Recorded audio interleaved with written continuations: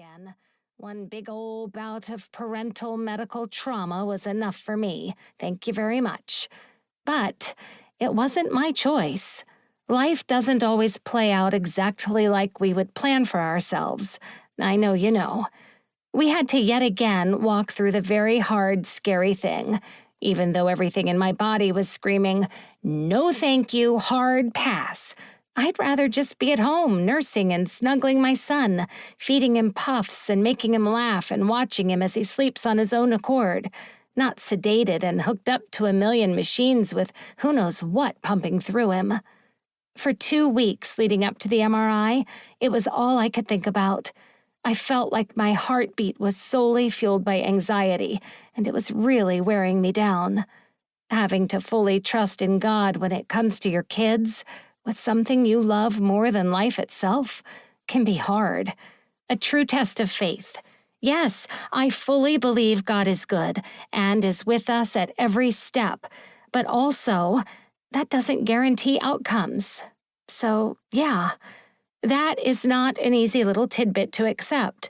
And sometimes, it even scares me, the lack of control we have. I think it is okay to admit that even though we trust the Lord, it can sometimes be hard to not be horrified about what is going to happen when facing big, scary things. A few days before the second MRI, I was texting with my friend Kelsey. I said to her how I wished I were stronger. I wished I could be more of a pillar of faith, an example of a strong, brave parent during this moment. I sure didn't feel that way. I felt more like a useless wet blanket of fear and worry, desperately begging everyone in my circle and all the faceless strangers on the internet to pray for Shepherd and us, because that is all I knew to do, worry and ask for prayer. And what Kelsey texted back was something I will never forget.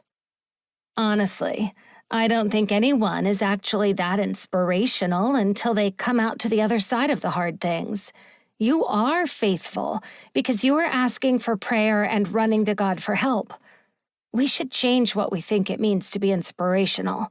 It isn't about doing everything perfectly, but about being true to yourself, being honest with the hard feelings. It is like what they say about courage. Courage doesn't mean you are not scared. It means you are scared and do it anyway. Did you hear that? We should change what it means to be inspirational. It isn't about walking through the hard stuff perfectly, posting smiling Instagram pics along the way. Look, universe, look how brave and strong I am. I am doing this all on my own because I am that amazing. Why are you not as amazing as me? What a sad shame. Ugh, we don't need that. Maybe being honest and open and prayerful as you walk through the hard thing is also an example of strength. Admitting you are scared of the thing and doing it anyway, relying fully on God, might be more of the example we all need to see. So then, when the next person goes through the hard thing, they don't feel isolated in their pain. The second MRI went fine. It wasn't fun, as expected, but it went okay. It was hard, but we made it. I decompressed and fully felt my big sad feelings for a day or so after, then picked back up and kept moving forward. But guess what, dude? A few more years later, after more specialists and tests and follow-ups, the sedated MRI would look like a cakewalk. And I really love cake, so that says a lot. Eventually, we would realize my son would need spinal cord surgery. Oh gosh. Of all the body parts to operate on, anything else besides the core of nerves running through his cute little body, please. Couldn't he have needed toe surgery? Perhaps a small mole removed. But even then, I feel it would be just as hard to walk through. Parenting, I tell ya, such a wild ride. We just love these little beasts so much our heart beats for them.